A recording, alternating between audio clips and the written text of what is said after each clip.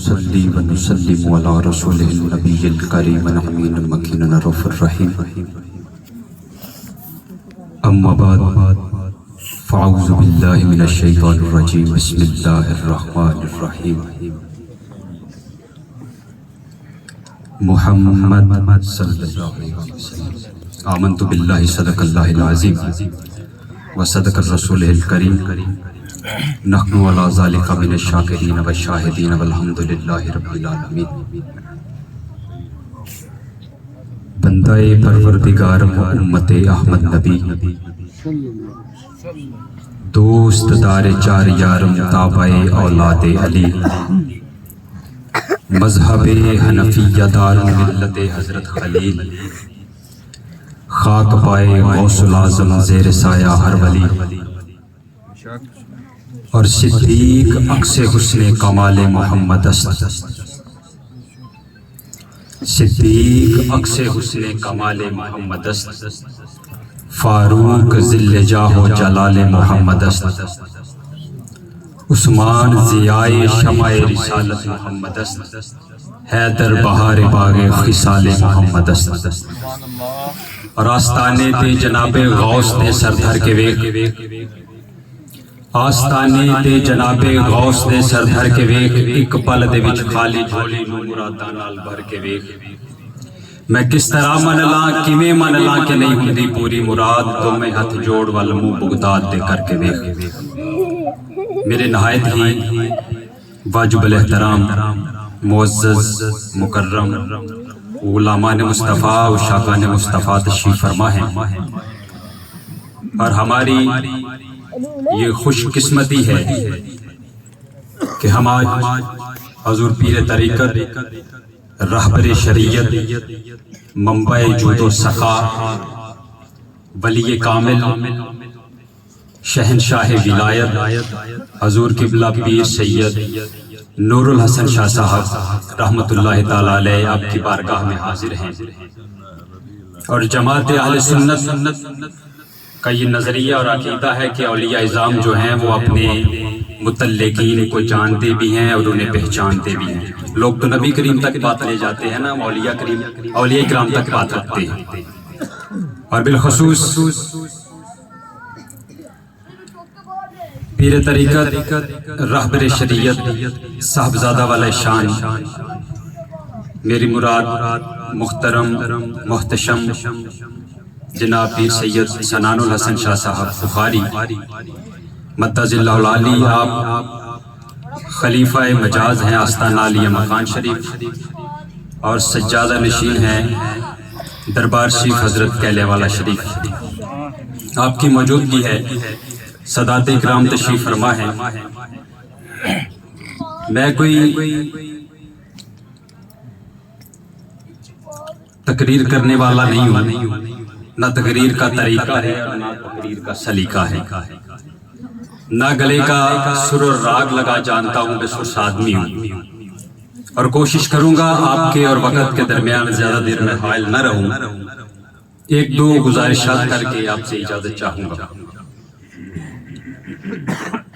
ہم مسلمان ہیں، نبی کریم رؤوف الرحیم کا کلمہ پڑھتے ہیں، حضور کو مانتے ہیں، حضور کی آل کو مانتے ہیں، حضور کے صحاب کو مانتے ہیں اور ہمارے آباء و اجداد نے، ہمارے اسلاف نے ہمیں جو عقیدہ دیا، میرا مشرب بھی ایک الگ سا ہے، میں قادری مشرب سے تعلق رکھتا ہوں لیکن میں نقش بندیت کے شہنشاہ کی بارگاہ میں موجود ہوں۔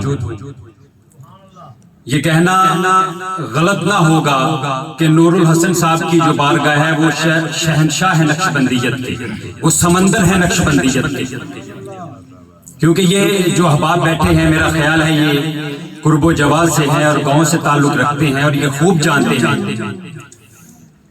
کہ یہاں پہ جو سبق دیا جاتا ہے وہ ادب اور احترام کا دیا جاتا ہے۔ بولیے، جو سبق دیا جاتا ہے وہ ادب اور احترام کا دیا جاتا ہے اور ہمیں ہرگز یہ حق نہیں ہے کہ ہم حضور کی آل میں یا حضور کے صحاب میں کوئی موازنہ کرنے کی کوشش کریں۔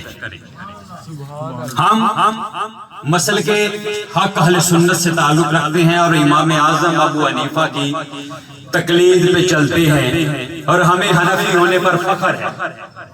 بولو بھائی حنفی ہوتے فخر جی جڑا جڑا حنفی حضرات پہ چکے حنفی ہوتے فخر ہے. انشاءاللہ تعالی ہمیں حنفی ہونے پر فخر ہے اور ہم کبھی بھی اپنے بزرگان دین کے بتائے ہوئے رستے کو یا ان کی جو حد بندیاں کی ہوئی ہیں ہم انہیں کبھی بھی کراس نہیں کرتے. اس لیے میں سمجھتا ہوں کہ آج کل مارکیٹ میں بڑا ایک شور ہے کہ لوگ حضور کی آل اور حضور کے صحاب کا موازنہ کرنے کی کوشش کرتے ہیں. کوئی بندہ حضور کی آل کو معاذ اللہ استغفر اللہ غلط کہہ کے حضور کے صحاب کی بات کرنے کی کوشش کرتا ہے اور کوئی بندہ حضور کے صحاب کو غلط کہتا ہے اور آل کی بات کرتا ہے اور کوئی آل کو غلط کہہ کے صحاب کی بات کرتا ہے. یہ دونوں لوگ اچھے نہیں ہیں. ان دونوں کے دلوں میں بغض ہے. ایک جو ہے وہ بغض اہل بیت کو لے کے پریشان ہے اور دوسرا جو ہے وہ بغض صحابہ کو لے کے پریشان ہے. تو اس واسطے میرا دوست جو سادہ لوگ مسلمان ہیں جو سادے بندے ہیں وہ پریشان ہو جاتے ہیں کہ ہم نے جانا کس طرف ہے, کس کی بات مانیں. اہل بیت کی طرف جائیں تو ہم صحابہ سے نہ کہیں کٹ جائیں اور اگر ہم صحابہ اکرام کی طرف جائیں تو ہم اہل بیت سے نہ کٹ جائیں. اس لیے ہمیں چاہیے کہ ہم یہ موازنوں کے چکروں سے باہر نکلیں اور حقیقت کو جان کے جینے کی کوشش کریں. ہر مسلمان کے لیے ضروری ہے کہ وہ حقیقت کو جان کر جینے کی کوشش کرے. حقیقت کو جانا جائے. حقیقت ہے کیا؟ ہمارے اسلاف نے یا ہمارے آباء و اجداد نے ہمیں سبق کیا دیا ہے؟ کیا ہم یہاں جتنے بیٹھے ہیں مجھ سمیت کیا ہم قبلہ سید نور الحسن شاہ صاحب سے زیادہ علم رکھتے ہیں؟ نہیں. کیا ہم حضرت شیر ربانی سے زیادہ علم رکھتے ہیں؟ نہیں. کیا ہم مجدد الافسانی سے زیادہ علم رکھتے ہیں؟ نہیں. کیا ہم شیخ عبد القادر جیلانی سے زیادہ علم رکھتے ہیں؟ نہیں. کیا ہم امام اعظم ابو حنیفہ سے زیادہ علم رکھتے ہیں؟ تو جواب آئے گا نہیں. تو دوستو جو ہمارے بزرگوں نے ہمیں راہ دی ہے وہ بڑی حسین و جمیل راہ دی ہے, وہ بڑی حقیقت میں مبنی راہ ہے. ہمیں اس سے ہٹنا نہیں چاہیے. لوگوں کی باتوں میں آ کر کے لوگوں کے چکروں میں پڑ کے ہمیں اپنی راہ سے ہٹنا نہیں ہے. ہم نے صراط مستقیم پہ چلنا ہے. جو ہمارے اسلاف نے ہمیں راستہ دیا ہے ہم نے حضور کی آل کی نوکری بھی کرنی ہے اور حضور کے صحاب کی نوکری بھی کرنی ہے. نہ ہم حضور کی آل سے پیچھے ہو سکتے ہیں نہ حضور کے صحاب سے پیچھے ہو سکتے ہیں. ہم ماننے والے ہیں, ہم گستاخ نہیں ہیں. اور یہ یاد رکھیے جو سنی ہے وہ گستاخ نہیں ہے اور جو گستاخ ہے اس کا مسلک حق اہل سنت سے کوئی تعلق نہیں. ہم اہل بیت کو مانتے ہیں, ہمارا ایمان ہی مکمل نہیں ہوتا اہل بیت کے ذکر کے بغیر, ان کے نام کے بغیر اور ان کی عزت کے بغیر. یہ یاد رکھیں ایمان کی جو تقویت ہے وہ اہل بیت کا ذکر ہے, لیکن اس کے ساتھ ساتھ ہمارے لیے ضروری ہے کہ ہم نے ابو بکر عمر عثمان کی بات بھی کرنی ہے. اغیار نے ہمیں گھیرا ہوا ہے, دونوں طرف سے ہم گھرے ہوئے ہیں. حضور کی آل کی طرف سے بھی گھرے ہوئے ہیں, حضور کے صحاب کی طرف سے بھی گھرے ہوئے ہیں. تو ان دونوں کی عزت پر پیدا کس نے دیا؟ کسی اور نے آگے نہیں. یہ ڈیوٹی اللہ تبارک و تعالی نے مسلک حق اہل سنت سے تعلق رکھنے والوں کی لگائی ہے. ہم ہیں وہ لوگ جنہوں نے حضور نبی کریم کی آل کی بھی بات کرنی ہے, ابو بکر عمر اور عثمان کی بات بھی کرنی ہے. ہم نے بتانا ہے کہ حضور کی ازواج مطہرات کی عزت کیا ہے. آپ تاریخ اٹھا کے دیکھ لیں, یہ تاریخ آپ کو بتائے گی کہ جب بھی حضور کی عزت اور ناموس پہ پہرا دیا گیا تو اہل سنت کی گردنیں کٹیں. کسی نے نہیں, کسی اور نے نہیں. آ کے یہ پہرا دیا، یہ اللہ نے اعزاز آپ لوگوں کو بخشا ہے۔ اور جب بھی حضور کی آل کی عزت کی باری آئی، حضور کی آل کی حرمت کی باری آئی، تو انہی نوجوانوں نے، اسی اہل سنت کے لوگوں نے قربانیاں دی۔ جب بھی حضور کے اصحاب کی عزت کی باری آئی تو انہی نوجوانوں نے، انہی اہل سنت والوں نے اپنی گردنیں کٹائی۔ اور جب بھی امت المومنین کی عزت پر کسی نے بکواس کرنے کی کوشش کی تو یہی اہل سنت کی گردنیں کٹی۔ ہم نے اپنے بزرگوں کے راستے سے پیچھے نہیں ہٹنا، ہم نے غیروں کی باتوں میں نہیں آنا، ہم نے اغیار کے رستوں پہ نہیں چلنا۔ ہمیں مت کوئی بتائے کہ آج کے دور کا ملا اور مولوی اٹھ کے ہمیں کوئی بتائے کہ جی یہ جو رستہ آپ چن کے بیٹھے ہیں یہ درست نہیں ہے، یہ جو ہمارا رستہ ہے یہ ٹھیک ہے۔ ہمیں غوث ثقلین نے بتا دیا، ہمیں مجدد الفسانی نے بتا دیا، ہمیں نور الحسن شاہ صاحب نے بتا دیا، ہمیں حضرت شیر ربانی نے بتا دیا کہ صراط مستقیم کیا ہے۔ اب ہم اس پہ چلتے ہیں یا نہیں چلتے، اس کی ثواب دید ہم، اس کا جواب ہم نے دینا ہے۔ بزرگوں نے تعین کر دیا، رستہ بتا دیا، ہمیں چلا دیا، ہم چلتے ہیں یا نہیں چلتے، یہ ہماری رسپانسبلٹی ہے۔ یہ ہم نے بتانا ہے کر کے کہ ہم کر رہے ہیں یا نہیں کر رہے۔ اگر نہیں کر رہے تو آپ اپنے اسلاف کے رستے سے ہٹ چکے۔ کل کو مرنا ہے، قبر میں جانا ہے، حضور کے سامنے پیش کیا جانا ہے ہمیں۔ کیا منہ دکھائیں گے؟ کیا ہم حقیقت کو جانتے تھے اور حقیقت کو جان کے حقیقت سے منہ چھپا کے کھڑے رہے؟ نہیں، ہم سے یہ نہیں ہو سکتا اور نہ ہم یہ کر سکتے ہیں انشاءاللہ تعالی۔ حضور کی یاد کوئی ثانی نہیں ہے، کوئی ہمسر نہیں ہے۔ ہمیں جو سبق دیا گیا ہے بزرگوں کی طرف سے، علماء تشریف فرما ہے، سادات بھی بیٹھے ہیں، اس چیز کو بخوبی سمجھتے ہیں کہ ہم نے موازنہ نہیں کرنا، ہم نے سادہ لوگوں کو وہ جو ہے نا وہ رستے سے ہٹانا نہیں ہے، کہ انہیں پریشانی نہیں دینی کہ یہ سوچنے پہ مجبور ہو جائیں کہ ہم نے جانا کس طرف ہے۔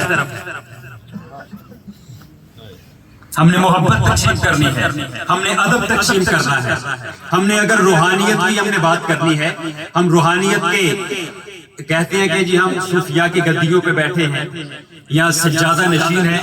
میں بڑی معذرت سے یہ بات کرنا چاہتا ہوں، میرے یہ ٹاپک نہیں ہے لیکن میرے سینے میں یہ درد ضرور ہے جو میں سادات کے سامنے، علماء کے سامنے رکھنا چاہتا ہوں کہ 95% کثرت سے گدیوں پہ گدے بیٹھے، گدیوں پہ گدے بیٹھے ہیں جنہیں سوا نذرانے کے کسی بات کا علم ہی نہیں ہے۔ مرید دا بال بچہ مرے بھوکا، حضرت مرید دا بال بچہ مرے بھوکا، پیر لفظ اپنے نو پالدا ہے۔ ہمیں ایسے پیروں کی ضرورت نہیں ہے۔ حضور سلطان العارفین حضرت سلطان باہو رحم اللہ تعالیٰ علیہ فرماتے ہیں کہ تیرا پیر وہ ہے جو تجھے وصال وحدت بخشے اور تیرا بازو پکڑ کے حضور نبی کریم کی بارگاہ میں لے جائے، جو بارگاہ مصطفیٰ میں لے جائے۔ تو جے پیر علی آپ بھی نہ جا سکے تو ساڈا کی بنے گا؟ جے پیر علی آپ صراط مستقیم تو ہٹے ہوئے تھے پھر کی بنے گا؟ او جی میرے دادا صاحب بہت بڑے ولی تھے، میرے جی نانا بہت بڑے ولی تھے، میرے جی باپ بہت بڑا ولی تھا۔ وہ جی کوئی کہتا ہے جی میرا فلاں کتب تھا، جی فلاں ابدال تھا، فلاں کلندر تھا۔ بھائی وہ تو تھے آبا تمہارے، وہ آبا اجداد تھے تمہارے نا، وہ تو تھے آبا تمہارے، تم بتلاؤ تم کیا ہو؟ حضرت جی تسی جو بیٹھے ہو تسی تو تسی کی شے ہو کہ بزرگوں کی قبروں کا ٹرائل کروا رہے ہو، قبروں کی مجاوری کر رہے ہو اور بزرگوں کا نام بیچ رہے ہو، اور وہ نام بھی بیچ رہے ہو غلط دکانوں پہ جا کے۔ ترازو غلط پکڑ لی ہے؟ نہیں، ہم نے محمدی ترازو پہ آنا ہے، ہم نے مصطفی پلیٹ فارم پہ آنا ہے، جو ہمیں حضور جانے جانا نے سبق دیا ہے، ہم نے اس رستے پہ چلنا ہے۔ اس میں کوئی شک نہیں ہے کہ علی المرتضیٰ کرم اللہ وجہ الکریم مولا ہے، کوئی شک نہیں ہے۔ اس میں جو رتی بھی شک کرتا ہے اس کے ایمان میں شک ہے، وہ اپنے ایمان کو ناقص سمجھے، اس کا ایمان کامل نہیں ہے جو علی المرتضیٰ کے مولا ہونے پہ شک کرتا ہے۔ دیکھیں اس کی سب سے بڑی مثال افضل البشر بعد از انبیاء پہ تحقیق حضرت سیدنا صدیق اکبر، جسے سب سے پہلے اپنا مولا تسلیم کرے اسے ابو بکر کہتے ہیں۔ ابو بکر صدیق جب حضور نے یہ اعلان فرمایا تو سب سے پہلے ابو بکر نے اس بات کو تسلیم کیا کہ حضور آپ میرے بھی مولا ہیں۔ فاروق اعظم نے یہ عرض کی کہ حضور ہماری خوش قسمتی کہ آپ ہمارے بھی مولا ہیں۔ تمام صحابہ نے اس چیز کو مانا کہ علی المرتضیٰ ہمارے بھی مولا ہیں، اور آج تک ہمارا اور ہمارے اسلاف کا عقیدہ ہے کہ علی المرتضیٰ جس کے حضور مولا ہیں اس کے علی المرتضیٰ بھی مولا ہیں۔ لیکن اس کا ہرگز یہ مطلب نہیں، ہرگز یہ مقصد نہیں کہ ہم علی المرتضیٰ کو مولا تو مان لیں لیکن دوسروں کی مخالفت شروع کر دیں۔ نہیں، ہمیں یہ سبق نہیں دیا گیا دوستوں، ہم نے صراط مستقیم پہ چلنا ہے۔ میری آخری بات، یہ میری التجا سمجھ لیں، گزارش سمجھ لیں، سفارش سمجھ لیں۔ ایک تو ہم نے گستاخ نہیں ہونا، دوسرا اپنے اسلاف کا عقیدہ نہیں چھوڑنا، عقیدے پہ کوئی کمپرومائز نہیں کرنا، نماز کی پابندی کرنی ہے۔ علی المرتضیٰ بھی اسے ہی قبول کریں گے یا حضور بھی اسے ہی قبول کریں گے جو نماز پڑھے گا، والدین کا ادب اور احترام کرے گا، ہمیشہ سچ بولے گا اور سچ پر قائم رہنے کی کوشش کرے گا،